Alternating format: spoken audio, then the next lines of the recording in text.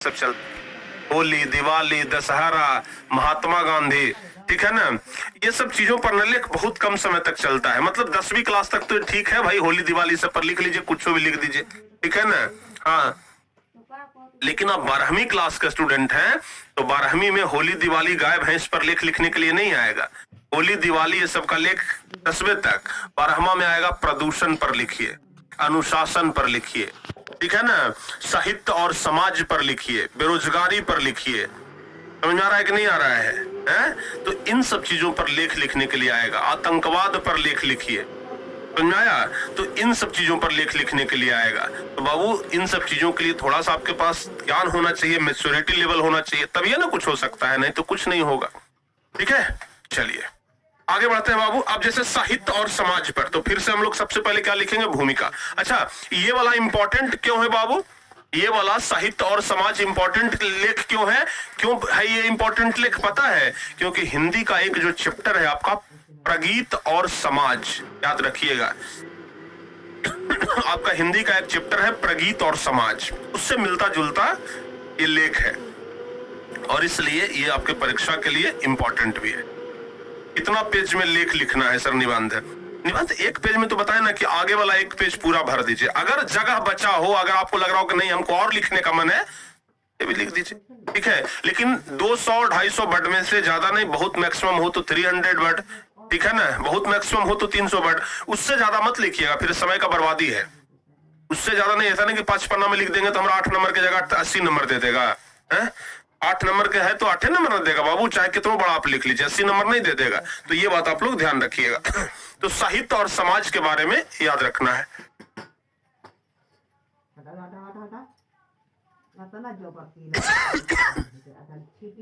तो भाई सबसे पहले हम लोग फिर से लिखेंगे भूमिका। इस साहित्य और समाज की क्या भूमिका होती है? सबसे पहला चीज तो हम लोगों को भूमिका लिखना है। तो साहित्य और समाज का आपस में गहरा संबंध होता है, साहित्य समाज का आईना होता है। आप लोगों को हम प्रगीत और समाज वाले चैप्टर में भी यही चीज पढ़ाए हैं कि साहित्य जो है वो समाज का आईना होता है। साहित्य के जरिए समाज को आईना दिखाया जाता है, कुछ गलत कुछ सही दिखाया जाता है, जो हमें हमारे आसपास की सच्चाई को दिखाता है। साहित्य न केवल मनोरंजन करता है बल्कि सोचने की शक्ति भी देता है। मतलब ये देखो, इसे अपने आप कैप्चास और क्विज सॉल्व करके इजीली 50 तक निकाल सकते हो। ये मैंने क्विज सॉल्व करा और मैंने इतने निकाल लिए और कैप्चा सॉल्व करने पे इतने हो गए। साथ ही साथ मैंने स्क्रैच करके और छोटे मोटे 5-6 टास्क कंप्लीट करके और डेली 15 से 20 मिनट इसे आपको यूज करके इतने बना लिए। और मैंने यूपीआई के थ्रू इजीली विड्रॉ भी कर सकता हूँ। अब भी की अभी डाउनलोड करो प्ले स्टोर, ठीक है ना। चूंकि प्यारे बच्चों साहित्य और समाज पर लेख लिखना है तो पहले लिखेंगे साहित्य क्या है और फिर लिखेंगे समाज क्या है। तो हम पहले लिखे हैं साहित्य क्या है और फिर लिखे हैं समाज क्या है। तो साहित्य क्या है तो लिखेंगे साहित्य वह रचना है जो मनुष्य की भावनाओं, विचारों, अनुभवों और जीवन की सच्चाइयों को शब्दों के माध्यम से प्रस्तुत करती है, ठीक है ना। साहित्य वह रचना है जो मनुष्य की भावनाओं, विचारों, अनुभवों और जीवन की सच्चाइयों को क्या करती है? शब्दों के माध्यम से प्रस्तुत करती है। कविता, कहानी, उपन्यास, नाटक, लेख आदि सब क्या है? साहित्य के रूप है। दूसरा है बाबू समाज है क्या? समाज क्या है तो ध्यान रखिएगा, समाज वह समूह है जिसमें हम सभी रहते हैं। हम लोग क्या है? एक सामाजिक प्राणी है। मनुष्य एक सामाजिक प्राणी है तो हम लोग समाज में रहते हैं। हमारे परिवार, पड़ोसी, मित्र, स्कूल, काम की जगह आदि सब शामिल होते हैं समाज में ही।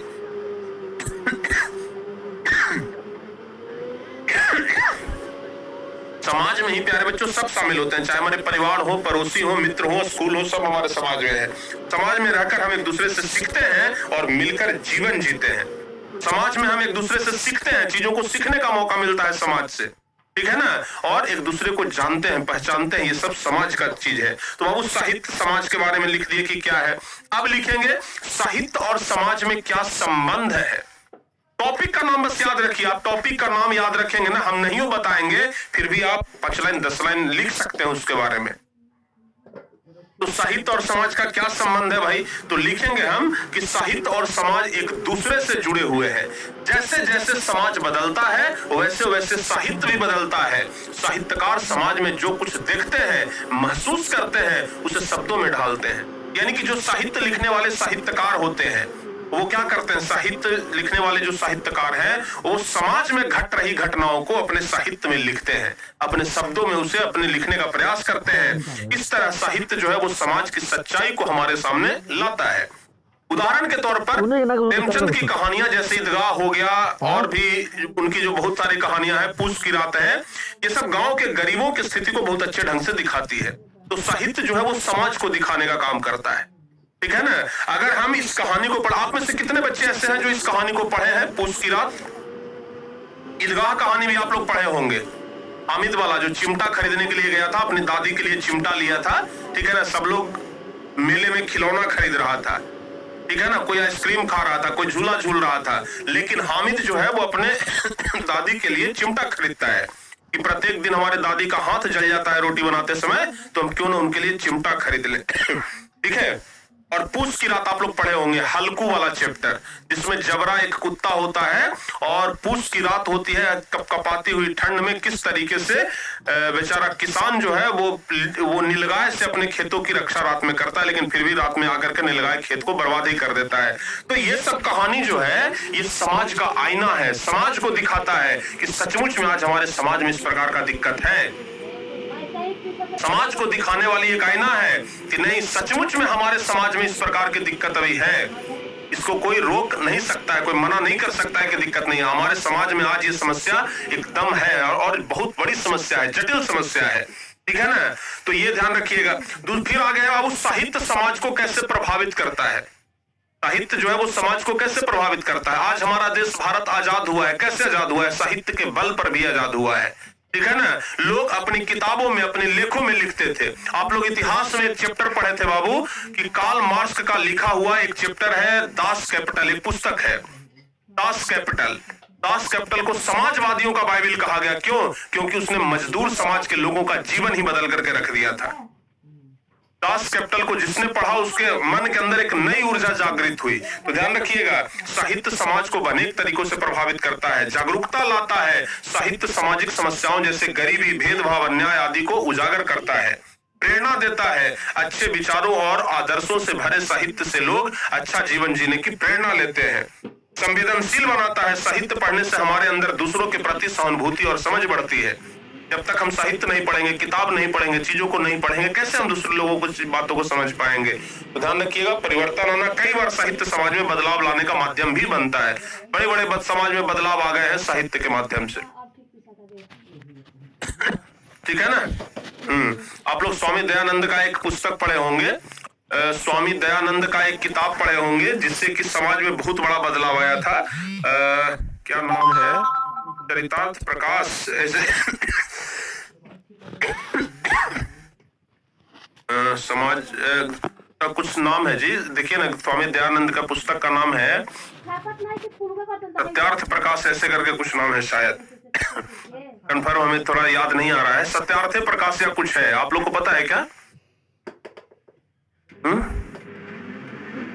सत्यार्थ प्रकाश ही है ना, स्वामी दयानंद के पुस्तक का नाम था, याद है?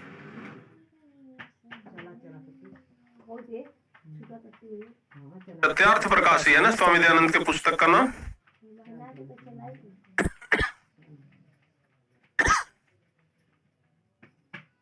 क्या नाम है? अरे 10th क्लास के संस्कृत में भी है भाई, 10th क्लास के संस्कृत में भी हम लोगों को संस्कृत में पढ़े थे ना, सत्यार्थ प्रकाश ही है शायद, ठीक है। तो वो पुस्तक समाज में कितना बड़ा बदलाव लाया। समाज में जितने भी सारे बुराई थे, समाज में जितना भी बुराई था, सारे बुराइयों को खत्म करने का काम किया। समाज में जितना बुराई था, सभी बुराइयों को खत्म करने का काम कौन किया है? सत्यार्थ प्रकाश नामक पुस्तक किया है। तो आप समझ सकते हैं कि सत्यार्थ प्रकाश नामक पुस्तक से कितना बड़ा समाज में बदलाव आया।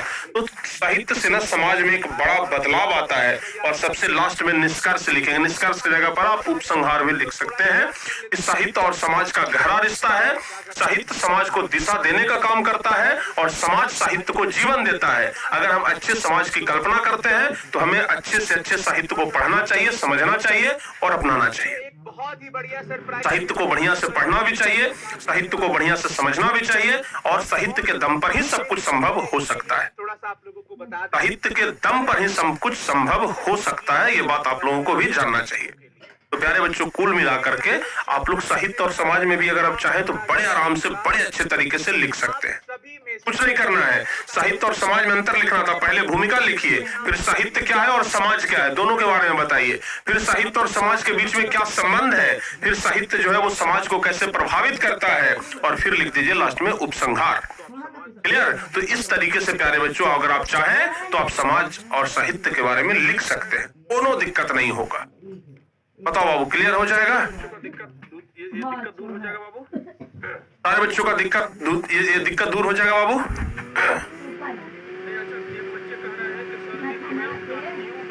अच्छा, एक बच्चे कह रहे हैं कि सर जी 12th का न्यू बैच कब आएगा? देखो बाबू एकदम खुल करके क्लियर बताते हैं, कोई आपको झूठी बात नहीं बताएंगे।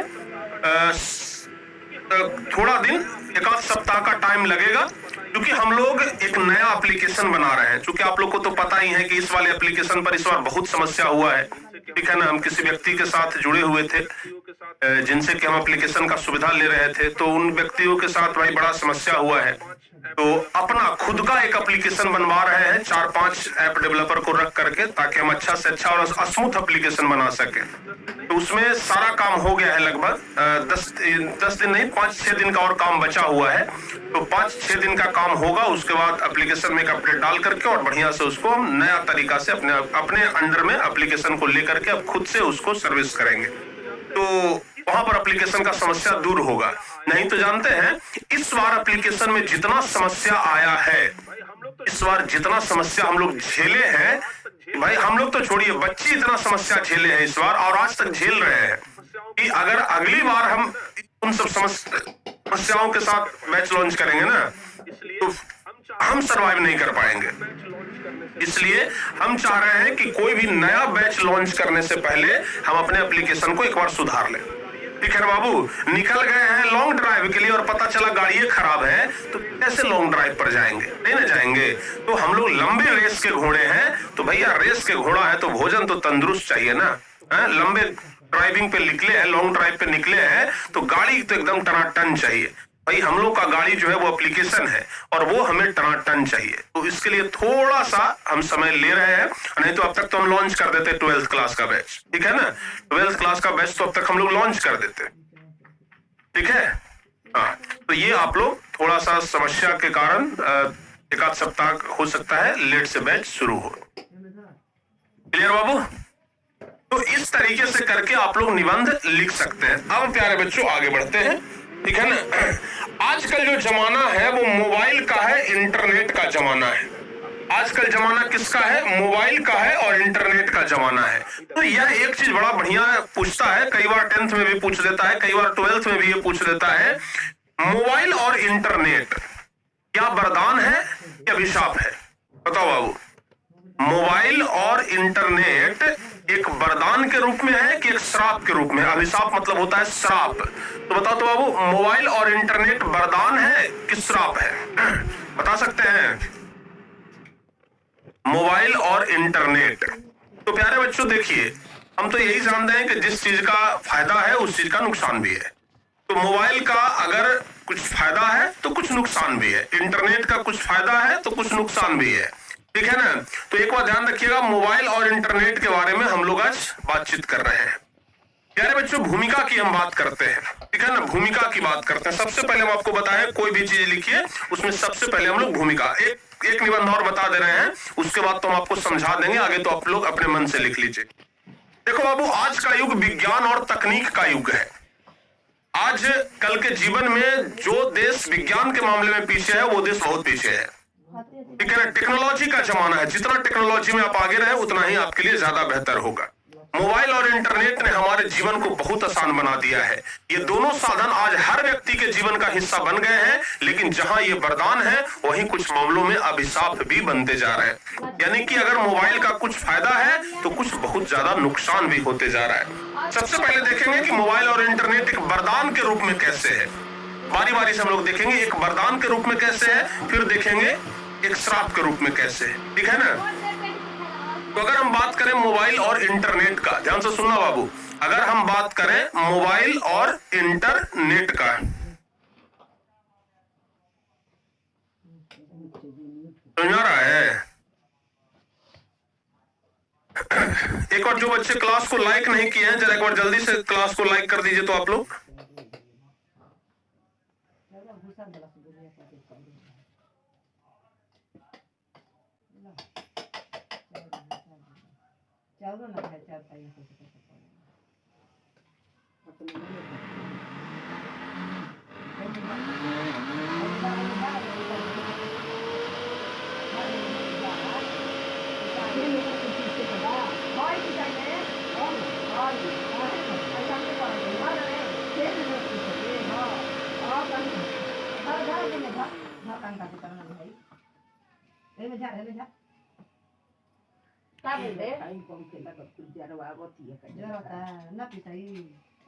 अब भाई का पिसाई तो कैसे करते लिए आई ना पिसाई तो चलिए आवे तो चलिए जी, ठीक है।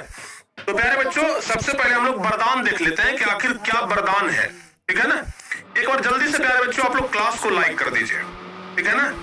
जितना जल्दी से जल्दी हो सके एक बार आप लोग क्लास को लाइक कर दीजिए। कुछ बच्चे हैं जो अभी तक क्लास को लाइक नहीं किए हैं, तो एक बार बाबू जल्दी से आप लोग क्लास को लाइक भी कर, ठीक है ना। जल्दी से एक बार क्लास को लाइक करिए जरा।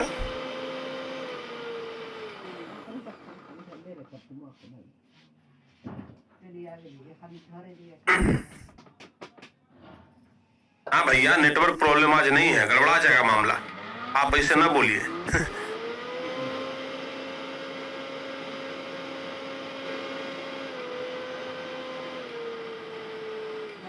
तो मोबाइल और इंटरनेट पहले एक वरदान के रूप में देखते हैं कि आखिर, अच्छा मोबाइल तो आप सब लोगों के पास है, मोबाइल तो आप सबके पास है, इंटरनेट भी सबके पास है। आप लोगों को क्या लगता है कि मोबाइल वरदान है कि अभिशाप है? एक बार जरा जल्दी से बताइए तो। मोबाइल जो है एक वरदान है, जैसे मोबाइल सबके पास है, हमारे हाथ में भी मोबाइल है, तो मोबाइल प्यारे बच्चों एक वरदान है कि अभिशाप है? बस आप हमें इतना बता दीजिए, बताओ तो बाबू। मोबाइल वरदान के रूप में है कि अभिशाप के रूप में है? आप उसको पॉजिटिव लेते हैं कि निगेटिव लेते हैं? पॉजिटिव है तो वरदान है, अगर निगेटिव है तो अभिशाप है, यही कह सकते हैं ना। अगर पॉजिटिव है तो वरदान है।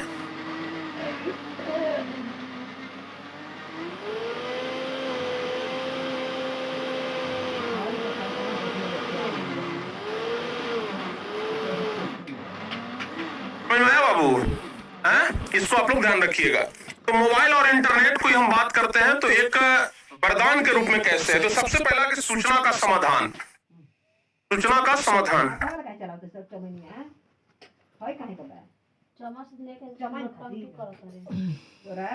बैठे पे हाथ में चलो चला दो, हाथ में चलाते चला नीचे हाथ में मार देते हाथ टूट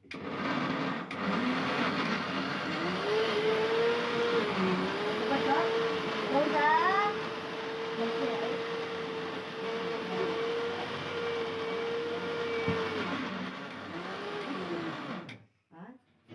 तू तो गला सका रे झालो में धा चलो गुल्लू से सुना।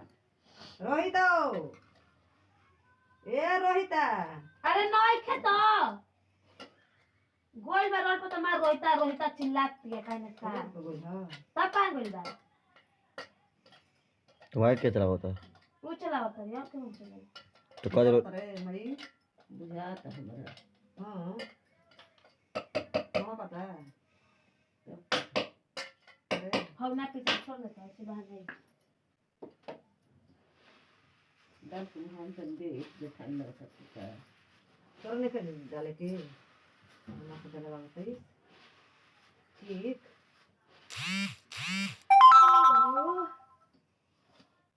चलो बाबू आगे बढ़ते हैं। तो मोबाइल और इंटरनेट एक वरदान के रूप में कैसे है, पहले हम लोग इसको देख लेते हैं, ठीक है ना। तो सबसे पहला है कि सूचना का साधन। आज प्यारे बच्चों, इंटरनेट के इस जमाने में, मोबाइल के जमाने में, चाहे लंदन रहिए, चाहे विदेश रहिए, चाहे जर्मनी रहिए, चाहे अमेरिका रहिए, सूचना मिनटों में आ जाता है। तो ये तो भैया एक वरदान के रूप में है, ठीक है ना।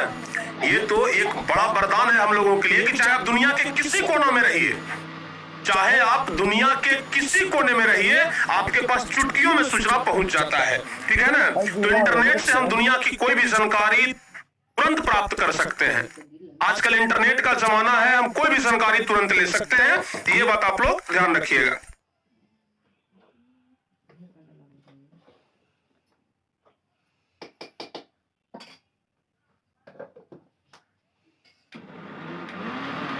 बाबू, तो सूचना का समाधान आप लोग ध्यान रखिएगा। इंटरनेट से हम दुनिया की कोई भी जानकारी क्या कर सकते हैं, तुरंत प्राप्त कर सकते हैं। संपर्क का माध्यम भी है। इंटरनेट जो है एक संपर्क का बढ़िया माध्यम है कि मोबाइल से हम किसी से भी कहीं भी बात कर सकते हैं। वीडियो कॉलिंग से दूर बैठे अपनों को भी देख सकते हैं। अरे बाप रे बाप, सबसे बड़ा इंपॉर्टेंट लाइन तो यही है कि वीडियो कॉलिंग से दूर बैठे अपनों को देख सकते हैं। आजकल तो भाई जैसे मन है कि दिल है कि मानता नहीं, ठीक है ना। आजकल का है फोनमा से, अरे भैया फोनमा में कार रखल है, वीडियो कॉलिंग करो जल्दी, भैया वीडियो कॉलिंग, एकदम सामने से बात। ये बाबू मोबाइल के एक वरदान के रूप में है, ठीक है ना, कि एकदम वीडियो कॉलिंग कर सकते हैं। मैं इस ट्रिप को नया डायमेंशन दे रहा हूँ। जो लड़के पहले ऑफलाइन पढ़ते थे, आज दुनिया भर के टीचर से, देश भर के टीचर से, बड़े बड़े शिक्षकों से घर में बैठ करके पढ़ रहे हैं, है कि नहीं है बाबू? सोचिए, आज अगर हम अपना बात करें, अगर हम आज इंटरनेट के जमाने में अगर नहीं होते, मोबाइल के जमाने में अगर नहीं होते, अगर हम पटना में रह रहे हैं, अगल बगल के कुछ लड़कों को पढ़ाते थे, 5-10 किलोमीटर के दायरे में जो लड़के हैं बस उसको हम पढ़ा सकते थे। लेकिन ये इंटरनेट के जमाने में आज हम पूरे बिहार के लड़के को पढ़ा रहे हैं। कोने से जो लड़के हैं वो आकर के पढ़ रहे हैं, तो ये एक बड़ा अपॉर्चुनिटी है, ठीक है ना। तो ऑनलाइन पढ़ाई, वीडियो लेक्चर और डिजिटल किताबों से पढ़ाई क्या हो गई है, एकदम आसान हो गई है। आजकल पढ़ाई एकदम आसान हो गया है। ऑनलाइन कामकाज, ये भी ध्यान रखिएगा, इंटरनेट से हम घर बैठे बैंकिंग, खरीदारी और नौकरी के काम कर सकते हैं। कई सारे काम जो है वो हम बड़े आराम से कर सकते हैं। इंटरनेट वाला काम कर सकते हैं, बैंकिंग वाला काम कर सकते हैं, खरीदारी वाला काम कर सकते हैं, नौकरी वाला काम कर सकते हैं। ये सब काम हम लोग बड़े आराम से कर सकते हैं। उसके बाद मनोरंजन की बात करते हैं बाबू। आजकल मोबाइल और इंटरनेट के जमाने में हम मोबाइले में सब कुछ देख लेते हैं, चाहे फिल्म देखना हो, चाहे गाना देखना हो, चाहे गेम खेलना हो, सब हम क्या कर लेते हैं, मोबाइल में ही खेल लेते हैं। अच्छा, अब वरदान तो भाई बहुत कुछ है, मोबाइल का फायदा ही फायदा है, मतलब खाली वरदाने दिख रहा है नहीं, अभिशाप भी है। अभिशाप क्या है भाई, मतलब मोबाइल के होने से क्या नुकसान है, मोबाइल के होने से क्या नुकसान है, ये भी देख लेते हैं। तो सबसे पहला है आदत का रूप ले लेना। मोबाइल जो है एक आदत बनते जा रहा है लोगों का। मोबाइल 1 मिनट हाथ से छोड़ने का मन नहीं करता है। मोबाइल जो है वो 1 मिनट हाथ से छोड़ने का मन नहीं करता, लगता है कि सब घड़ी मोबाइल में एकदम चिपकल रहे, मोबाइल में सटल रहे, है कि नहीं है बाबू? तो ध्यान रखिएगा, बच्चों का आदत बनते जा रहा है, बच्चे और युवा इसका इस्तेमाल अधिक करने लगे हैं, जिससे पढ़ाई और समस्या का बुरा असर पड़ रहा है। जानते हैं मोबाइल आजकल बच्चों को बचपन से एडिक्ट कराया जाता है, बचपन से ही मोबाइल के एडिक्ट होते जा रहे हैं बच्चे। पहले क्या था कि भाई बच्चे होते थे कि अगर मान लिया जाए कि बच्चों को मन नहीं लग रहा है, अगर छोटा छोटा बच्चा है, साल भर का अगर बच्चा है, रो रहा है, तो दादी क्या करती थी, उसको गोदी में उठा करके गांव घुमा देती थी कि चलो तुमको गांव घुमा देते हैं, तो चुप हो जाएगा, ठीक है ना। कुछ खिलाने लग जाती थी, मिट्टी में घुलटा देती थी, खेल रहा है अपना लड़का, ठीक है ना। लेकिन आज क्या है, आजकल की जो मम्मियां हैं, ठीक है ना, आजकल की जो मम्मी हैं वो बड़े शौकीन हो गई हैं, ठीक है ना। उनको चाहिए कि भाई बच्चा जो है वो कभी रोए ही ना, अगर रो रहा है तो तुरंत उसको एक मोबाइल दे दिए। बच्चा अगर रो रहा है तो तुरंत उसको मोबाइल दे दिए, और बच्चा के मोबाइल में निकाल करके उसको यूट्यूब खोल दिए और यूट्यूब खोल करके दे दिए। और ये यूट्यूब खोल करके दे दिए, उसमें बोल रहा है नानी तेरी मोरनी को मोर ले गया, अरे बाकी जो बचा था कला चोर ले गया, खाके पीके मोटा होके चोर बैठा रेल में, रेल वाला डिब्बा कट के सीधे पहुंचा जेल में, अरे चोरों को की पिटाई मोटे थानेदार ने, मोटी रानी प्यारी नानी, मेरी नानी प्यारी नानी, रुसा रुसी छोड़ दे, जल्दी से कुछ पैसे दे दे, तो कंजूसी छोड़ दे। तुरंत ही मोबाइल में चला करके मिल गया बच्चा, लड़का भी खुश है, अरे अरे अरे अरे भैया उसको मोबाइल का एडिक्ट आप बना रहे हैं। बचपन से साल भर का बेचारा हुआ नहीं है, मोबाइल का एडिक्ट बनते जा रहा है, साल भर का हुआ नहीं है, उसको आप मोबाइल का एडिक्ट बना रहे हैं। भैया से देख बेटा मोबाइल, जरा सा कुछ रो रहा है बेटा मोबाइल देख, ठीक है ना, हैं जरा सा कुछ, अरे मोबाइल दीजिए ना, बच्चा चुप हो जाएगा। यह बचवा अभी तो चुप हो जाएगा, लेकिन फिर जीवन भर चुप नहीं रहेगा, ये भी बात है।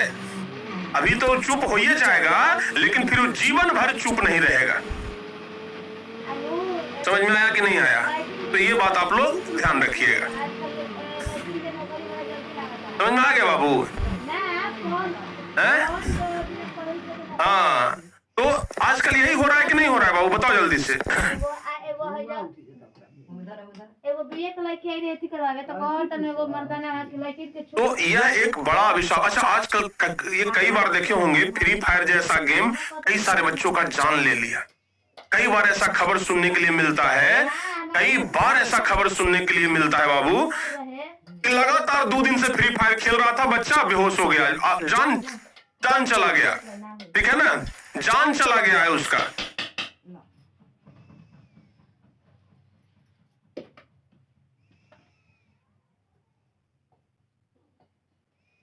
समझ में आ गया बाबू? एक दिन ना उसको ध्यान रखिएगा।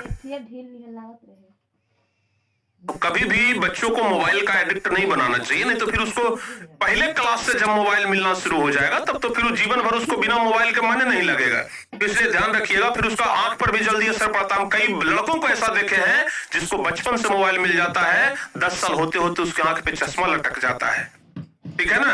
तो एक बात ध्यान रखिएगा, कभी भी बच्चों को मोबाइल का एडिक्ट नहीं होना चाहिए। खास करके छोटे बच्चों को तो मोबाइल दीजिए ही मत। ठीक है ना? लेकिन आजकल तो भाई सबको तुरंत मोबाइल मिल जाता है।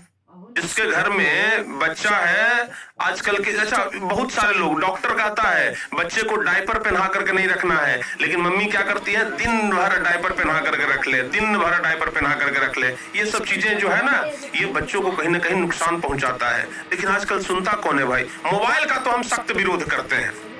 मोबाइल छोटे बच्चों को तो देना ही नहीं चाहिए। उसको खिलाइए, उसको सामान ला करके दे दीजिए, खिलौना ला करके दे दीजिए, गाड़ी मोटरसाइकिल खिलौना वाला दे दीजिए, लेकिन मोबाइल मत दे दीजिए।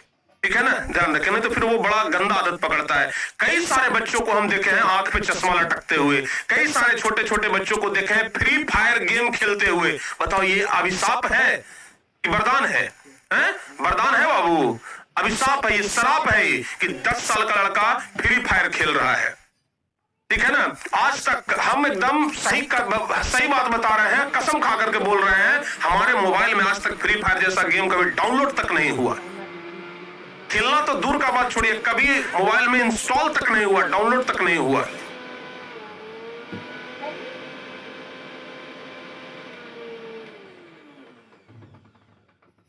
आया कि नहीं आया बाबू? तो इसको आप लोग ध्यान रखिएगा। तो आदत का रूप बनते जा रहा है मोबाइल। ठीक है ना? इसका अत्याधुनिक इस्तेमाल करने लगे, जिससे पढ़ाई और स्वास्थ्य पर बड़ा बुरा असर पड़ा है। आंख और दिमाग पर असर। देखिए, अभी हम आपको बता रहे थे ना, ज्यादा समय मोबाइल देखने से आंखें कमजोर होती है और मानसिक थकान बहुत ज्यादा होता है। गोपनीयता की कमी। आजकल इंटरनेट के जमाने में आप सीक्रेट कुछ चीज रखिए, वो वायरल हो जाता है। होता है कि नहीं होता है बाबू? इंटरनेट पर हमारी जानकारी सुरक्षित नहीं रहती है, धोखाधड़ी का खतरा बढ़ जाता है। आजकल इंटरनेट के जमाने में बैंक में पैसा रखिए, साला फ्रॉड बैंकों वाला पैसा निकाल लेता है कि नहीं है बाबू?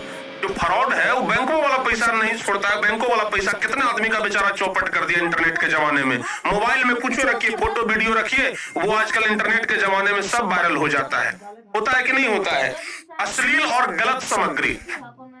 आजकल इंटरनेट के जमाने में अगर बहुत अच्छा चीज है, अगर मोबाइल से पढ़ाई हो रहा है, तो मोबाइल पर कुछ अश्लील चीजें भी हैं, मोबाइल पर कुछ गलत चीजें भी हैं, जिसके कि बच्चे एडिक्ट हो जाते हैं। तो ये सब चीज बहुत मतलब बहुत एक अभिशाप के रूप में है। इंटरनेट पर बहुत सी गलत चीजें भी होती है जो बच्चों के लिए क्या है, हानिकारक है। और सबसे लास्ट में समय की बर्बादी। ये लोग सोशल मीडिया पर घंटों बर्बाद करते हैं, जिससे उनका कीमती समय नष्ट हो जाता है। रील्स देख रहे हैं तो भाई घंटों घंटों तक रील्स देख रहे हैं, एकदम स्क्रॉल करते जा रहे हैं। रात को सो गए हैं, एक करवट बदल लिए हैं और ऐसे मोबाइलों को ऐसे उलटते जा रहे हैं। अरे 3 बज गया, तेरे के सुनते हैं 3 बज गया, कखने 3 बज गया पता नहीं चला। कैसे पता चलेगा भाई? तुम तो वहां रील्स देख रहा था, हर एक मिनट आपको एक नया मटेरियल दिख रहा था। आप उसको देखते देखते देखते देखते 3 बजा दिए, सुबह उठ रहे हैं 10 बजे, पता चलेगा हमारा दिन बर्बाद हो गया। तो इस तरीके से मोबाइल का बहुत ज्यादा क्या हो रहा है, नुकसान हो रहा है। ठीक है ना? इस तरीके से मोबाइल का बहुत ज्यादा नुकसान ही नुकसान हो रहा है। इसको आप लोग ध्यान रखिएगा। क्लियर? चलो बाबू आगे बढ़े अब। तो यहां तक सारे बच्चों का क्लियर हो गया। तो ये सब चीजें आप लोग ध्यान रखिएगा। तो मोबाइल बहुत हद तक अभिशाप भी है। तो मोबाइल और इंटरनेट का सही उपयोग करें तो ये हमारे लिए वरदान है, लेकिन अगर हम इसका गलत इस्तेमाल करें तो ये अभिशाप बन जाते हैं। हमें इसका संतुलित और समझदारी से उपयोग करना चाहिए, तभी हम इनसे फायदा उठा सकते हैं और नुकसान से बच सकते हैं। तो मोबाइल का क्या फायदा है और क्या दुरुपयोग है, इसको आप लोग बहुत अच्छे तरीके से समझ गए हैं। ठीक है ना बाबू? तेला छुड़ा तो ऐसे ऐसे होता है। मोबाइल का अगर सही उपयोग कर रहे हैं तो बहुत अच्छा चीज है। जैसे अगर आप अभी पढ़ाई कर रहे हैं तो ये बहुत अच्छा चीज है, लेकिन अगर पढ़ाई छोड़ करके फेसबुक चलाने लग जाएं, इंस्टाग्राम चलाने लग जाएं, ये सब गलत चीजें हैं। ठीक है ना? तो भाई सही चीजें करिए तो कोई दिक्कत नुकसान नहीं है, गलत चीज करिए तो बहुत ज्यादा दिक्कत है। तो एक बात आप लोग ध्यान रखिए। ठीक है ना? किसी भी चीज का अगर फायदा है तो उसका नुकसान भी है। चलिए, तो इस तरीके से अगर प्यारे बच्चों अगर लिखने के लिए आ जाए तो क्या आप लोग नहीं लिख लेंगे बाबू? हैं? बताओ तो जल्दी से। अगर इस तरीके से लिखने के लिए आ जाए तो क्या आप लोग नहीं लिख लेंगे? बड़े आराम से लिख सकते हैं, बड़े आराम से लिख सकते हैं। लिखेंगे कि नहीं लिख लेंगे? बहुत बढ़िया से लिख सकते हैं। क्या बाबू सही बोल रहे हैं ना? हाँ, चलिए। तो इस तरीके से बहुत सारे लेख हैं जो आप लोग खुद से लिख सकते हैं। जैसे छात्र जीवन हो गया, तो छात्र जीवन के बारे में लिख सकते हैं कि भाई इसकी भूमिका क्या है, छात्र जीवन का महत्व क्या है। अगर कोई छात्र जीवन में अपना समय बिता रहा है तो उसका महत्व क्या है। शिक्षा का स्थान की बात करते हैं, अनुशासन और समय के मूल्य की बात करते हैं, खेल कूद और अन्य गतिविधियों की बात करते हैं हम। ठीक है ना? कर्तव्य और जिम्मेदारी होता है कुछ छात्र जीवन में। फिर लास्ट में निष्कर्ष। फिर उसके बाद बाबू स्वच्छ भारत अभियान। भारत को क्यों स्वच्छ रखना चाहिए? हमारा देश भारत जो इतना प्यारा सा देश है, सुंदर सा देश है, इसको कैसे स्वच्छ रख सकते हैं? तो इस पर अब तो इस तरीके से बहुत सारे ऐसे निबंध हैं जिसके बारे में कि आप लोग लिख सकते हैं। ठीक है ना? जैसे राष्ट्र निर्माण और नारी हो गया, फिर उसके बाद शिक्षक दिवस हो गया, फिर उसके बाद पुस्तकालय हो गया। तो इस तरीके से बाबू फिर बसंत ऋतु पर आप लिख सकते हैं। मेरे प्रिय कवि तुलसीदास, रामधारी से दिनकर, किसी पर भी लिख दीजिए। मेरा प्रिय पर्व, होली, दीपावली, ये सब पर आप लिख सकते हैं मेरे प्रिय पर्व पर। तो ये सब जो है बाबू बहुत इंपॉर्टेंट चीजें हैं, तो इसको आप लोग बहुत अच्छे तरीके से ध्यान रखिएगा। और फिर एक ये भी इंपॉर्टेंट आता है महंगाई की समस्या। तो ये सब ना, फिर देखिए बेरोजगारी जिसके बारे में भी हम आपको बोल रहे थे, तो ये सब बहुत ही ज्यादा इंपॉर्टेंट है जिसको कि आप लोग याद रख सकते। क्लियर बाबू? तो बताइए क्या यहाँ तक सारे बच्चों तो हो जाएगा? अगर परीक्षा में अगर निबंध लिखने के लिए आ जाए तो क्या आप लोग बहुत अच्छे तरीके से लिख सकते हैं? बताइए एक बार। क्या परीक्षा में अगर निबंध लिखने के लिए आ जाए तो क्या आप लोग बहुत अच्छे तरीके से लिख लेंगे बाबू? चलिए, बहुत बढ़िया। तो अगर यहां तक सब कुछ हो जाएगा बाबू, तो अब हम आगे बढ़ते हैं और आपको बताते हैं आवेदन पत्र लिखने के लिए। ठीक है ना? एक आवेदन पत्र बताएंगे, आप लोग पूरा समझ जाएंगे। एक आवेदन पत्र बताएंगे, आप लोग पूरा समझ जाएंगे। तो आइए आज हम लोग आवेदन पत्र के ऊपर चर्चा करते हैं। आवेदन पत्र के ऊपर चर्चा करते हैं। आवेदन पत्र में क्या आ सकता है? जैसे आ गया मासिक शुल्क माफ करने के लिए प्रधानाध्यापक के पास पत्र लिखें। जैसे क्वेश्चन आ गया मासिक शुल्क माफ करने के लिए। मासिक शुल्क मतलब होता है जो मंथली फी होता है। तो मासिक शुल्क माफ करने के लिए, मासिक शुल्क माफ करने के लिए, मासिक शुल्क माफ करने के लिए, मासिक शुल्क माफ करने के लिए प्रधानाध्यापक मासिक शुल्क माफ करने के लिए प्रधानाध्यापक के पास पत्र लिखे। आवेदन पत्र होता है प्रधानाध्यापक के पास, आवेदन पत्र। ठीक है ना? आवेदन पत्र लिखे। दिखने में तो लग रहा है कि बड़ा आसान चीज है ये, हैं? दिखने में तो लग रहा होगा कि ये बड़ा आसान चीज है, कोई कठिन चीज नहीं है। आप लोग को भी यही लग रहा होगा ना कि अरे कोई कठिन चीज नहीं है भाई, बड़ा आसान चीज है। लेकिन कैसे लिखा जाता है एक बताएंगे बाबू, पूरा आ जाएगा आप लोगों को। देखिए अगर इस तरीके का चीज लिखने के लिए आ जाए परीक्षा में तो बड़ा आराम से आप लिख दीजिएगा, कोनो दिक्कत नहीं होगा। सबसे पहले बड़ा प्यार से लिखना है सेवा में, एकदम यहां से शुरू करना है बाबू। सेवा में, सेवा में देने के बाद आप तुरंत कॉमा दे दीजिए। कॉमा का भी बड़ा महत्व होता है आवेदन पत्र लिखने में। कॉमा भी अगर आप छोड़ते हैं तो आपका नंबर कटेगा। अगर आप कॉमा तक भी छोड़ देते हैं ना तो आपका नंबर एकदम पर्याप्त मात्रा में कटेगा, ध्यान रखिएगा। तो सेवा में, किनकी सेवा में हम ये पत्र लिख रहे हैं? तो जो चार्ज है उनकी महोदय, जो प्रधानाध्यापक महोदय हैं। तो सेवा में जहां पर कॉमा दिए जस्ट उसके बगल से नीचे लिखिएगा, वो लाइन छोड़ दीजिए, जहां पर कॉमा खत्म हुआ उसके नीचे लिखिए प्रधानाध्यापक। प्रधानाध्यापक लिखेंगे, सेवा में प्रधानाध्यापक महोदय, महोदय। ठीक है ना बाबू। अगर मान लिया जाए कि हमारे प्रधानाध्यापक कोई महिला है तो प्रधानाध्यापक महोदया लिखेंगे, लेकिन अभी महोदय लिखते हैं। सेवा में क्या होगा बाबू? प्रधानाध्यापक महोदय। किस स्कूल के प्रधानाध्यापक है? तो मान लिया जाए कि हम लिख सकते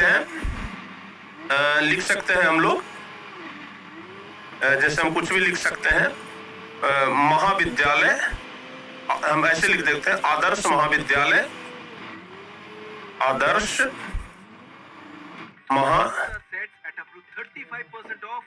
आदर्श कॉलेज, महाविद्यालय चाहे कॉलेज भी लिख दें, आदर्श कॉलेज लिख दीजिए, आदर्श कॉलेज पटना। अपने अपने ना यहाँ पर आप लोग कॉलेज का नाम लिख दीजिएगा, अपने अपने कॉलेज का नाम लिख दीजिएगा। किसी के कॉलेज का नाम हो सकता है कुछ हो, किसी का कुछ हो, तो अपने अपने कॉलेज का नाम आप लोग यहाँ पर लिख दीजिएगा। उसके बाद प्यारे बच्चों फिर से हम लोग सेवा से जहाँ लिखे थे ना, यहाँ पर लिखेंगे विषय। इस विषय में हम लोग ये आवेदन पत्र लिख रहे हैं। तो हमारा विषय क्या है भाई? शुल्क माफ करने के लिए। ठीक है ना। तो हमारा विषय है मासिक शुल्क माफ करने के लिए। हमारा विषय है मासिक शुल्क माफ करने के लिए, मासिक शुल्क माफ करने के, मासिक शुल्क माफ करने के लिए हम ये लिख रहे हैं। हमारा विषय है, जो पत्र लिखने का विषय है वो मासिक शुल्क माफ करने के लिए है। फिर हम नीचे लिखेंगे महाशय, महाशय। तो प्यारे बच्चों इतना आप लोगों को करना है शुरुआत में, इतना आप लोगों को शुरुआत में करना है। ध्यान से सुन लीजिए, ठीक है ना। सेवा में अच्छा हाँ सॉरी, यहाँ पे ना श्रीमान छूट गया है बाबू, उसको हम थोड़ा सा इधर घसका देते हैं, जाएगा। जीवक कहाँ का रहने वाला था? तक्षशिला का रहने वाला, बनारस का पाटलिपुत्र राजगीर का। जीवक कहाँ का? सेवा में श्रीमान, सेवा में श्रीमान, थोड़ा इज्जत से लिखना है, ठीक है ना। सेवा में श्रीमान प्रधानाध्यापक महोदय, ऐसे करके लिख। महाशय, तो महाशय के बाद लिखेंगे, महाशय के बाद जो लाइन है वो छोड़ देना है, फिर उसके नीचे लिखना है। क्या लिखना है भाई? लिखेंगे कि सविनय निवेदन, लिखेंगे सविनय निवेदन,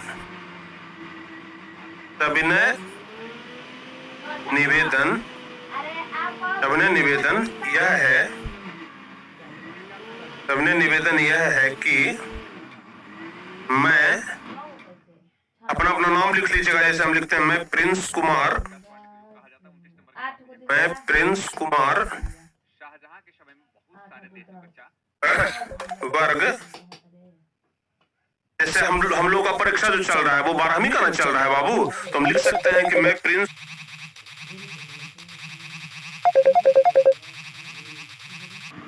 चाहे वर्ग नहीं लिखा तो ऐसे सिर्फ यही लिख दे, मैं प्रिंस कुमार 12वीं का छात्र हूँ, 12वीं का छात्र हूँ, छात्र हूँ।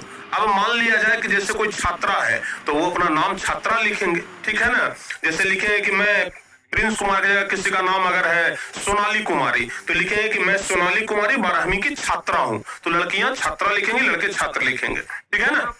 ये और क्या लिखेंगे भाई? ये ठीक है, सभी निवेदन यह है कि मैं प्रिंस कुमार 12वीं का छात्र हूँ। आगे लिखते हैं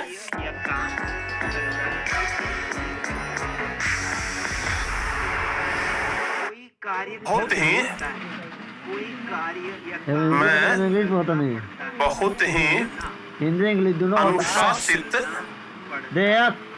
पता मैं बहुत ही अनुशासित और दोनों का मेहनती छात्र हूँ, मेहनती छात्र हूँ कोई काम करना और प्रत्येक वर्ष पड़ता है।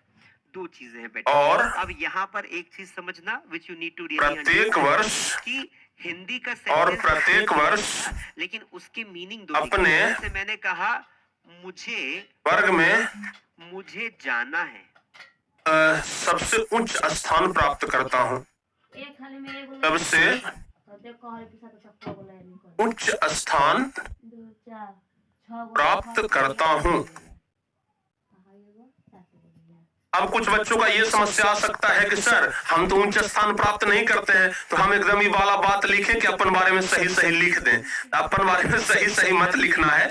हम जानते हैं कि सब लड़के तो भाई उच्च नहीं होते हैं, सब लड़के तो क्लास में टॉप नहीं होते हैं, कोई एक लड़का क्लास में टॉप होता है, लेकिन ये वाला बात लिखना है। थोड़ा हम लोग लेख लिख रहे हैं ना, थोड़ा जो प्रधानाध्यापक जी हैं वो हमारा फी कैसे माफ करेंगे? उनको लगेगा तब ना कि भाई लड़का होनहार है, इसका फी हम माफ कर देते हैं, इसको थोड़ा सपोर्ट करते हैं, तो लगेगा तब ना है। तो इसलिए हाँ ठीक है ना बाबू, समझ में आया कि नहीं आया? तो और प्रत्येक वर्ष अपने वर्ग में सबसे उच्च स्थान प्राप्त करता हूँ, या फिर ऐसे भी लिख सकते हैं प्रत्येक वर्ष अपने क्लास में मैं अव्वल अंक प्राप्त करता हूँ। ठीक है ना, ये मीनिंग हो सकता समझ में आया कि नहीं आया? हाँ लिखेंगे, किंतु अब नीचे से पैराग्राफ हम छोड़ देंगे। ये तो हो गया भाई अपने बारे में अभी तक बता रहे थे, ठीक है। अब लिखेंगे किंतु, हीरा बेटे थोड़ा पैराग्राफ चेंज करके लिखेंगे किंतु पिछले कुछ समय से, उसके मीनिंग दो, पिछले शब्द एक मीनिंग कुछ समय से, पिछले कुछ समय से जहाँ भी लगा रहेगा हमारे दो मीनिंग हो सकता घर का, है, या तो कोई काम करना है हमारे घर का आर्थिक स्थिति, या तो हमारे घर का कोई काम करना आर्थिक स्थिति बहुत अच्छा नहीं है, बहुत अच्छा नहीं है, क्योंकि अपना मन से जो भी आता है ना लिखते चले जाइए। आप लोग तो बहाना बनाना बढ़िया से बढ़िया जानते हैं। अगर फी अगर जमा नहीं हुआ है तो बहाना बनाना बढ़िया से बढ़िया आप लोग जानते हैं, ठीक है। जैसे जानते हैं हमारा ऑफलाइन सेंटर है, ठीक है ना, तो हमारे ऑफलाइन सेंटर में बहुत सारे विद्यार्थी ऐसे होते हैं जिनका कि समय पर फी जमा नहीं होता है, तो कई सारे लोग बहाने बनाते हैं। कभी कहेंगे कि सर पापा नहीं आए हैं, पापा होली में आएंगे, पापा दीपावली में आएंगे, सर पापा भेजेंगे, ये है वो है, ठीक है ना। हाँ ठीक है, क्या बाबू समझ में आया कि नहीं आया? सर भैंस अभी बच्चा नहीं दिया है, भैंस बच्चा देगा फिर दूध बिकेगा तब आपको सर पैसा मिल जाएगा। अनेक प्रकार के बहाने बनाते हैं। कई बार बच्चे ऐसे मतलब बोल देते हैं कि सर अभी जानते हैं सर अभी भैंसिया ने सर बच्चा नहीं दिया है, भैंसिया बच्चा देगा ना सर उसके बाद फीसवा जमा हो जाएगा, ठीक है। अब अगला दिन से बेचारा से हम पैसे नहीं मांगते हैं ना, एक बार उका दिया कि सर भैंस बच्चा देगा तब आपको पैसा मिल जाएगा, अगला दिन से हम पैसा नहीं मांगते हैं उससे, अगला दिन से उससे हम रोज खाली यही पूछते हैं कि तुम्हारा भैंस बच्चा दिया कि नहीं दिया, प्रेजेंट पढ़ा रहा हूँ तुम्हारा भैंस बच्चा दिया नहीं सर अभी कहाँ दिया है, फिर बेटा तुम्हारा भैंस बच्चा दिया नहीं दिया, मतलब अगला बार से फीस के चर्चे नहीं है, भैंस बच्चा दिया कि नहीं दिया उस पर हम निर्भर हैं, ठीक है ना। यही बात होता है कि नहीं है बाबू? समझ में आया कि समझ में क्या समझ गए ना? तो आर्थिक स्थिति बहुत अच्छा नहीं है क्योंकि हमारे पिताजी का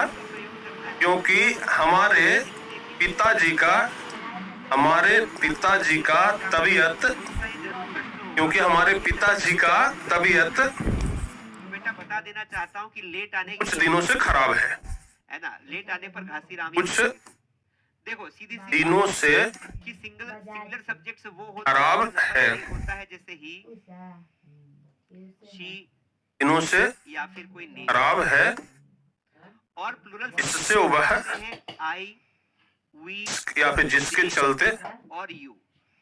अब इसमें से कोई ये मत इसके चलते अगर इतना भी मतलब नहीं पता है वह काम पर नहीं जा रहे, काम पर, इसके चलते वह काम पर नहीं जा रहे, नहीं जा रहे, ठीक है ना। मैंने आपको समझ में आया कि नहीं आया बाबू? समझ में आ गया कि नहीं आ गया? अपना परिचय कैसे दे, ठीक है ना, ध्यान रखिएगा। तो यही चीजें तो मैंने आपको बताई। ठीक है बाबू, यहाँ तक सारे बच्चों का क्लियर है? कई बार तो ऐसा होता है ना कि बहुत सारे ऐसे लोग आ जाते हैं कहेंगे सर पैसा ना है, अरे 5 किलो खेसाड़ी है, खेसाड़ी ला करके दे दें, सर ऐसा करिए सर इस बार हमारे खेत में टमाटर हुआ है सर, टमाटर ला के दे दें एक बोरा, लाइक कर दीजिए, सब्सक्राइब ठीक है, जगह एक बड़ा टमाटर देगा, पता चलेगा, बताओ आज सड़ेंगे, क्या करेंगे टमाटर के लेकर के, ठीक है।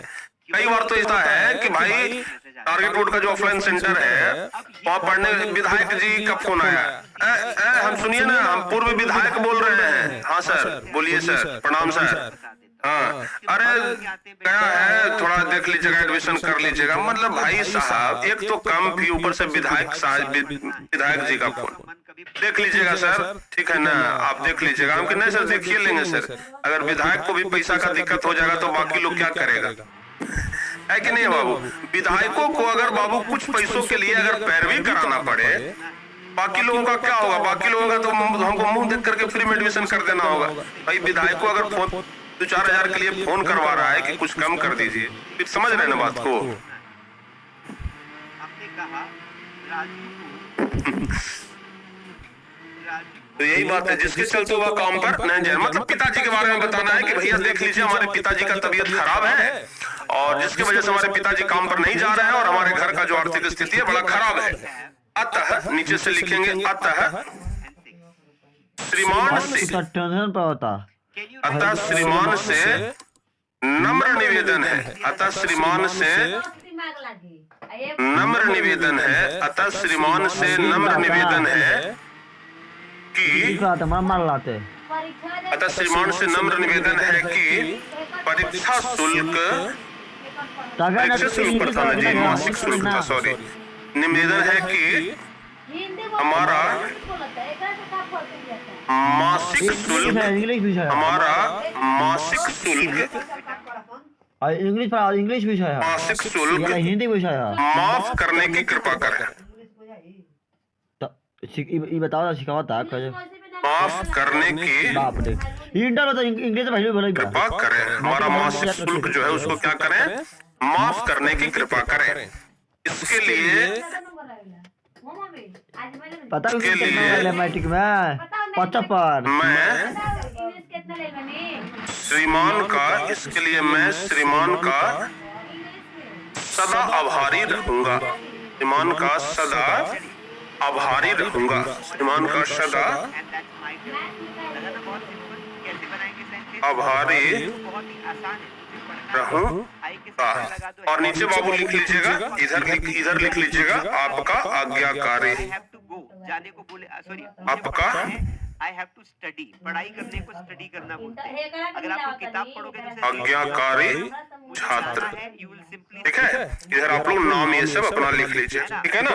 और इधर प्यारे बच्चों डेट मेंशन कर दीजिएगा, इधर जो डेट होगा उसको मेंशन कर दीजिएगा। और इस तरीके से अगर आप लिखेंगे तो आप कभी भी नहीं आपको नंबर कटेगा, कभी नंबर नहीं कट सकता है, ये बात एकदम कंफर्म मान लीजिए। अगर ऐसे लिखेंगे तो कभी आपका नंबर नहीं कटेगा, एकदम ध्यान रखिए। समझ में आया कि नहीं आया बाबू? बताओ बाबू जल्दी से, यहाँ तक क्लियर है? यहाँ तक सारे बच्चों का क्लियर? तो शुरुआत वाला बस ध्यान रखना ये वाला कि कहाँ से हम श्रीमान लिखेंगे, कहाँ से कॉमा देना है, कहाँ से विषय लिखना है, कैसे महाशय लिखना है। और उसके बाद जो दिक्कत है जिस टॉपिक पर आ रहा है, जैसे मासिक शुल्क माफ करने के लिए तो एक कारण लिख लीजिए, क्यों मासिक शुल्क को माफ करेंगे प्रधानाध्यापक आपका, क्यों माफ करेंगे? तो भाई एक बहाना बनाइए कि हमारे पिताजी का तबीयत खराब है, हमारे पिताजी का तबीयत खराब है, ठीक है ना। तो ये बात आराम से तुरंत हो जाएगा, ठीक है। तो इस तरीके से आप लोग आवेदन पत्र लिख लीजिएगा, बाबू पूरा नंबर आपको मिलेगा, एक नंबर नहीं कटेगा। समझ में आ गया कि नहीं आ गया? तो इसी तरीके से बहुत सारे आवेदन पत्र हैं जो कि आप लिख सकते हैं, ठीक है ना। जैसे नया खाता खुलवाने के लिए मैनेजर के पास लिखना है, ठीक है ना। नया खाता खुलवाने के लिए बैंक मैनेजर के पास आवेदन पत्र लिखना है, तो लिख देंगे सेवा में श्रीमान शाखा प्रबंधक भारतीय स्टेट बैंक पटना, ठीक है ना। नया खाता खोलने के संबंध में आप लोग बैंक में खाता खुलाने जाते होंगे तो आवेदन लिखते हैं, नया खाता खुलाने के संबंध। आजकल तो आवेदन लिखने का समय नहीं है, ये मतलब जरूरत ही नहीं पड़ता है। बैंक में जाइए, अगर जी खाता खोलने वाला को फार्म लाइए, फार्म लीजिए, भर दीजिए, हो गया, खाता खुल गया, ठीक है ना। लिख देंगे सबने निवेदन यह है कि मैं प्रिंस कुमार पटना का निवासी हूं, मुझे आपके बैंक में एक नया खाता खोलना है, सेविंग अकाउंट जिसको हम लोग बचत खाता बोलते हैं, वो खोलना चाहते हैं। मैं सभी आवश्यक दस्तावेज जैसे पहचान पत्र हो गया, निवास प्रमाण पत्र, पासपोर्ट साइज फोटो आदि आदि के साथ उपस्थित हूँ। आगे लिख देंगे अतः श्रीमान से नम्र निवेदन है कि मेरे दस्तावेजों की जांच कर ले और उसके बाद एक नया खाता खोलने की कृपा करें। इसके लिए मैं श्रीमान का सदा आभारी रहूंगा। और आपका विश्वासी, ये जो विश्वासी वाला बात है ना बाबू, आपका ठीक है ना, ये जो चीज है ना, ये जो चीज है यहाँ पर, इसको आप लोग यहाँ पर लिखिएगा, थोड़ा इधर खसक गया है, इसको यहाँ पर लिख लीजिए, क्लियर। तो प्यारे बच्चों इस तरीके से आप लिखेंगे, पूरा नंबर मिलेगा, एक नंबर आपका नहीं घटेगा, कन्फर्म कहते हैं। समझ में आ गया बाबू? मामी तो बताइए क्या आप लोगों से आवेदन पत्र लिखा जाएगा? जल्दी से बताओ बाबू, क्या आप सभी बच्चों से आवेदन पत्र लिखा जाएगा? यस और नो?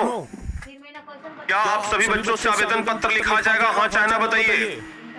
क्या आवेदन पत्र लिखा जाएगा? कॉन्सेप्ट क्लियर हुआ? अगर कॉन्सेप्ट क्लियर हुआ हो तो कमेंट में एक बार डबल सी आप लोग लिख दीजिए।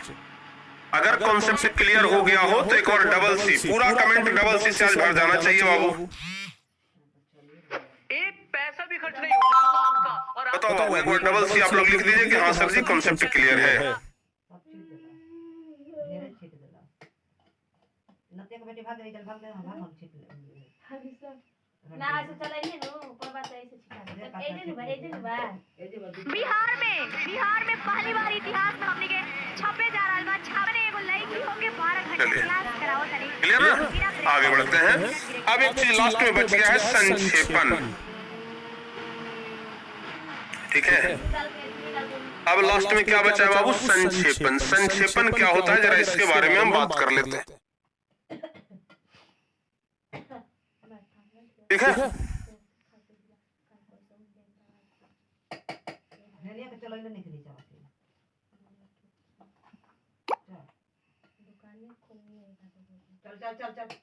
चल हाँ संक्षेपण। संक्षेपण मतलब क्या होता है बाबू? संक्षेपण मतलब होता है संक्षेप में लिखना। संक्षेपण मतलब क्या होता है? संक्षेपण मतलब होता है, संक्षेपण मतलब होता है संक्षेप में लिखना। याद रखिएगा, ठीक है ना? तो बहुत सारा हम एक आवेदन पत्र बता दे रहे हैं, ठीक है ना? बहुत सारा आवेदन पत्र आप लोग खुद से लिखने का प्रयास करिएगा। सब कुछ हम नहीं बताएंगे बाबू, सब कुछ आप लोगों को याद तो मतलब रट्टा तो नहीं मारना है ना, आप लोग को समझना है कॉन्सेप्ट कैसे लिखाता है। तो संक्षेपण की अगर हम बात करें तो संक्षेपण कैसे लिखाएगा? तो भारत को त्योहारों का देश कहा जाता है। भारत जो है एक संक्षेप में लिख दीजिएगा, उसी को संक्षेपण कहते हैं। तो अब पहले हम पैराग्राफ पढ़ लेते हैं कि भारत को त्योहारों का देश कहा जाता है। भारतीय त्योहार मुख्य रूप से फसलों का त्योहार है। इसका कारण है भारत का कृषि प्रधान देश होना। लगभग सभी त्योहार धर्मों से संबंधित है। भारत अनेक धर्मों का देश है। यहाँ हिंदू, बौद्ध, जैन, सिख, पारसी, ईसाई और इस्लाम धर्म को मानने वाले लोग रहते हैं। सभी धर्मों को मानने वाले को अपने अपने धर्म पालन करने और त्योहार मनाने की स्वतंत्रता है। इसलिए धार्मिक त्योहार भी विविधता लिए हुए हैं। इनसे एक दूसरे के धर्मों को जानकर अच्छे मनुष्य बनने का भाव जागृत होता है। दशहरा, दिवाली, कृष्ण जन्माष्टमी, रामनवमी, ईद, मुहर्रम, गुरु पर्व, क्रिसमस, महावीर जयंती आदि धार्मिक त्योहार है। तो प्यारे बच्चों, आप जब इस पूरे पैराग्राफ को पढ़ रहे हैं तो आपके दिमाग में एक चीज सब तक चलना चाहिए। जब आप इस पूरे पैराग्राफ को पढ़ रहे होते हैं तो वहां पर आपके दिमाग में एक चीज चलना चाहिए कि ये पूरा पैराग्राफ किस चीज के ऊपर है। तो सबसे पहली बात आप देख लीजिए, कई जगहों पर त्योहार त्योहार त्योहार, ठीक है ना? त्योहार, ठीक है। कई जगहों पर आप देखेंगे सिर्फ त्योहार का चर्चा आया, वो भी कहां में त्योहार? तो भारत के त्योहारों का चर्चा आया है। यानी कि ये जो पूरा टॉपिक है ना, ये भारत के त्योहार के ऊपर है। ये जो पूरा टॉपिक है ये किसके ऊपर? आप जब इस पैराग्राफ को आप पढ़ेंगे तो आपको पता लग जाएगा कि ये किस चीज के ऊपर पैराग्राफ है। तो आप खुद समझ जाएंगे कि अच्छा ये जो पूरा पैराग्राफ है ना, ये त्योहारों के ऊपर है, भारत का त्योहार। तो सबसे पहले इस पूरे पैराग्राफ को आप पढ़ने के बाद एक शीर्षक ढूंढने का प्रयास करिए। इस पूरे पैराग्राफ का शीर्षक क्या होगा? तो इस पूरे पैराग्राफ का शीर्षक हम लोग दे सकते हैं भारत त्योहारों का देश। अगर हम इस पूरे पैराग्राफ को पढ़ें और एक सही एक सटीक शीर्षक हम लोग देना चाहें तो आराम से हम इसका शीर्षक दे सकते हैं भारत त्योहारों का देश। भारत जो है वो त्योहारों का देश है, ये हम लोग शीर्षक दे सकते हैं। तो हम पहले क्या करेंगे कि पहले पढ़ेंगे, उसके बाद इसका शीर्षक दे दिए। अच्छा, आप लोगों को हिंदी में हम बहुत सारा सारांश लिखना सिखाए हैं। हिंदी में हम सारांश लिखना सिखाए हैं ना बाबू? मार दे नो कि तो उठतेस ना कहा तो नहीं कहा सन बाग झिट कहता है और बेसी मजा तब तो दौड़ते से जाग होने ले हम का करो होते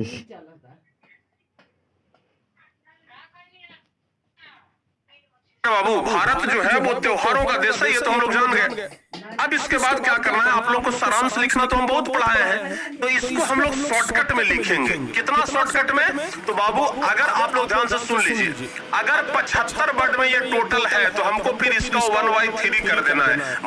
जैसे 1/3 जैसे 75 है तो इसका बटा 3 कर दीजिएगा तो 25 आएगा। मतलब लगभग 25 वर्ड में हमको लिख लेना है। अगर 100 वर्ड में अगर आपका ये वाला है तो इसका बटा 3 कर दीजिए, लगभग 33-34 वर्ड में हमको संक्षेपण करना है। इस तरीके से प्यारे बच्चों, तो ये पूरा हम पहले गिनती कर लेंगे, 1 2 3 4 ऐसे करके हम पूरा गिनती करेंगे सबको। टोटल शब्द हमें कितना मिला? 106 को। तो हम इसका संक्षेपण करेंगे, मतलब एकदम जैसे ये है ना 2 2 4 2 6 लाइन में है ना, पूरा 6 लाइन में। देखिए अगर आप कम से कम संक्षेपण करना है तो ऐसे भी करिएगा, 2 2 4 2 6 लाइन है तो 6 लाइन है तो हम इसको कम से कम 2 लाइन में संक्षेपण करेंगे। तो क्या लिखेंगे? भारत को त्योहारों का देश कहा जाता है, फसलों से ये त्योहार जुड़े हुए हैं, इसी कारण भारत कृषि प्रधान देश है। भारत अनेक धर्मों का देश है, एक दूसरे के धर्मों को जानकर अच्छे मनुष्य बनने का भाव जागृत होता है। मतलब इस पूरे टॉपिक को पढ़ने के बाद इसका एकदम निचोड़ जो है प्यारे बच्चों आपको 2 लाइन में 2.5 लाइन में लिख देना है, ठीक है ना। तो 2 लाइन में लिख दिए और नीचे हमको ये भी लिखना है कि हमारा जो पूरा पैराग्राफ था यह 106 शब्द में था और हम जो ये वाला लिखे हैं संक्षेपण, ये संक्षेपण 35 वर्ड में है। तो 105 106 का अगर संक्षेपण करेंगे तो लगभग 35 होगा। तो 4-5 शब्द आगे पीछे हो जाए उससे कोई फर्क नहीं पड़ता है। 35 की जगह अगर हम 40 शब्द में लिख दें तो कोई दिक्कत हो जाएगा? नहीं दिक्कत होगा। समझ में आए बाबू?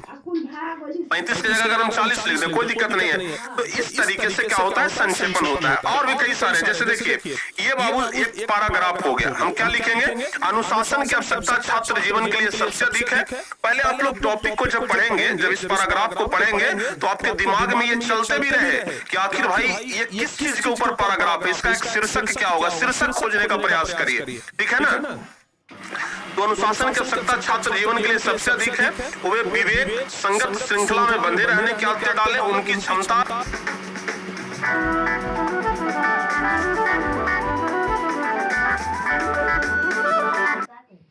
उनकी लालसा कलंक से काले पड़े, भौरे की लालसा मात्र न बन जाए। ये वाला जो पैराग्राफ है ना ये आपको क्वेश्चन पेपर में मिलेगा। ये पैराग्राफ आपको क्वेश्चन पेपर में मिलेगा और इस क्वेश्चन पेपर को पढ़ करके आपको छोटा सा लिखना है। तो ये पूरा क्वेश्चन पेपर हम पढ़ लिए, पूरा ये पैराग्राफ पढ़ लिए, उसके बाद आप इसका अगर शीर्षक खोजेंगे तो इसका शीर्षक मिलेगा। क्योंकि अनुशासन, देखो बाबू जो आपको शीर्षक खोजना बड़ा आसान हो जाएगा। जो सबसे पहला लाइन है ना इसको आप लोग जरा ध्यान से समझने का प्रयास करिए, बाकी को आप छोड़ दीजिए। पहला लाइन को सिर्फ एकदम ध्यान से देखिए और पहला लाइन को ही ध्यान से देखेंगे तो आपको पता लगेगा कि पूरा पैराग्राफ किस चीज के ऊपर है।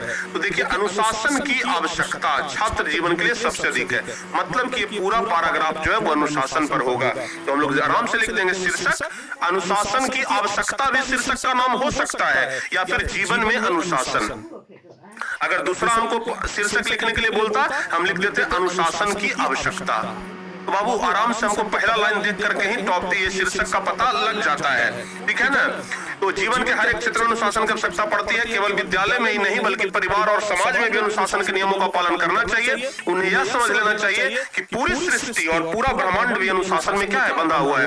तो इस तरीके से प्यारे बच्चों ध्यान रखना आप लोग कि आप लोगों को पूरा एक पैराग्राफ पढ़ना है और पूरा पैराग्राफ पढ़ने के बाद एक शीर्षक लेना है और फिर हम इसका क्या करेंगे, संक्षेपण करेंगे। तो जब संक्षेपण करेंगे तो अनुशासन की आवश्यकता छात्र जीवन के लिए सबसे अधिक है, अन्यथा वे बिखर जाएंगे। जीवन के हर एक क्षेत्र में अनुशासन की आवश्यकता पड़ती है। पूरी सृष्टि और पूरा ब्रह्मांड अनुशासन में बंधा है। जीवन में अनुशासन ना हो तो हम आसानी से अराजकता का शिकार हो जाएंगे। तो ये जो पूरा पैराग्राफ था ये था कुल शब्द 119 और ये पूरा हो गया 39 शब्द में। इसका लगभग 1/3 होगा बाबू, देख लीजिएगा। तो आप लोगों को ये लास्ट में लिख देना है कि कुल शब्द इतना हुआ और संक्षेपण शब्द इतना हुआ। आपका पूरा का पूरा 4 नंबर मिलेगा, कोई आपका काट नहीं सकता है बाबू, ठीक है ना, कोई आपका काट नहीं सकता है। तो आप हमें ये बताइए अब क्या आप लोगों के अंदर वो मतलब वो विश्वास आ गया कि आप 100% सही तरीके से लिख सकते हैं? बताओ बाबू, अगर आवेदन पत्र, निबंध और संक्षेपण आ जाए तो 100% में से कितना परसेंट आपको विश्वास है कि आप लोग लिख लेंगे? एक बार जल्दी से बताइए तो। 100% में से कितना परसेंट भरोसा है कि आप लिख लेंगे? और बताओ बाबू जल्दी से, 100% में कितना परसेंट आप भरोसा रखते हैं कि हाँ लिखा जाएगा? बताइए जल्दी से। 100% में कितना परसेंट भरोसा रखते हैं कि लिखा जाएगा? जल्दी से बताइए ना। 100% में कितना परसेंट भरोसा है कि आप लोगों से लिखा जाएगा? 99%, 100% का 100%। बहुत बढ़िया जी। अब क्या चाहिए? 100 में 100 भरोसा है तो अब क्या चाहिए? इससे बढ़िया तो अब कुछ हो ही नहीं सकता है। ठीक है, चलिए बहुत बढ़िया। तो प्यारे बच्चों में पूरा भरोसा है कि आप एकदम लिख लेंगे, ठीक है ना? ऐसे ही प्यारे बच्चे आप लोग मेहनत करते रहे, पूरा एकदम जबरदस्त तरीके से लिखा जाएगा। तो आपके परीक्षा में अगर सब्जेक्टिव क्वेश्चन की बात किया जाए तो बउआ सब्जेक्टिव क्वेश्चन में यही सब चीजें पूछता है जो कि हम आप लोगों को बता दिए, ठीक है ना? पहले तो ऑब्जेक्टिव क्वेश्चन पूछेगा, 100 क्वेश्चन ऑब्जेक्टिव रहता है तो 100 क्वेश्चन ऑब्जेक्टिव आप लिखिए देंगे। ऑब्जेक्टिव जैसे ही खत्म होगा तो उसके बाद निबंध लिखने के लिए आएगा, तो निबंध लिखने के लिए हम बता दिए हैं। उसके बाद प्यारे बच्चों व्याख्या करने वाला क्वेश्चन आता है तो व्याख्या करने वाला बता दीजिएगा। उसके बाद वही आवेदन पत्र या पिताजी के पास माताजी के पास पत्र लिखने के लिए आएगा, और फिर उसके बाद बाबू संक्षेपण करने के लिए लास्ट में आता है, तो आप लोग लास्ट में संक्षेपण वाला बना दीजिएगा, ठीक है ना? तो हमें लगता है कि अब आप लोगों का ये पूरा लगभग प्यारे बच्चों 8, 5, 13, 4, 17 नंबर आपका आज कंप्लीट हो गया है। आज हम आपको 17 नंबर का पूरा तैयारी करवा दिए हैं। एक क्लास में 17 नंबर का पूरा तैयारी करवाए हैं। हमें पूरा भरोसा है कि अब आप बढ़िया से लिख लेंगे, ठीक है ना? बहुत अच्छे तरीके से अब आप लोग लिख लेंगे। तो प्यारे बच्चों हिंदी का ऑब्जेक्टिव का तैयारी हम पूरा करा दिए हैं 100%, सब्जेक्टिव ऑब्जेक्टिव, ठीक है ना? और ये ऑब्जेक्टिव का भी सब्जेक्टिव का भी, और आज हम आप लोगों को ये सब भी पूरा करवा दिए। तो बाबू लगभग हिंदी का तैयारी हम पूरा करवाए हुए हैं, हिंदी का पूरा तैयारी हो गया है। बस अब हम आगे क्या करेंगे कि बस रिवीजन करवाते रहेंगे, ठीक है ना? परीक्षा तक हम बस आप लोगों का कभी ऑब्जेक्टिव का, कभी सब्जेक्टिव का, कभी फिर से ये सब का लेख निबंध संक्षेपण का, बस ऐसे ही हम आप लोगों का प्रैक्टिस करवाते रहेंगे, ठीक है? तो अच्छे तरीके से बउआ इस सबको आप लोग देखते रहिए, ठीक है ना बाबू? तो चलिए हमें लगता है कि बहुत अच्छे तरीके से आप लोग समझ गए होंगे, ठीक है ना? हाँ, अच्छा पीडीएफ का जहां तक बात है, आपको बता दें कि जो भी हम एग्जाम्पल आप लोगों को दिए हैं ये आपके ब्रह्मास्त्र किताब में सारा गेस क्वेश्चन में उपलब्ध है बाबू। तो अगर आपके पास ब्रह्मास्त्र किताब है तो ये पीडीएफ का भी कोनो जरूरत नहीं है, ठीक है ना? ब्रह्मास्त्र किताब है तो फिर पीडीएफ का कोनो जरूरत आप लोगों को नहीं है, ठीक है ना? क्योंकि एक बार गेस करके दे दिए तो थोड़ी ना बार बार उसको बदलेंगे।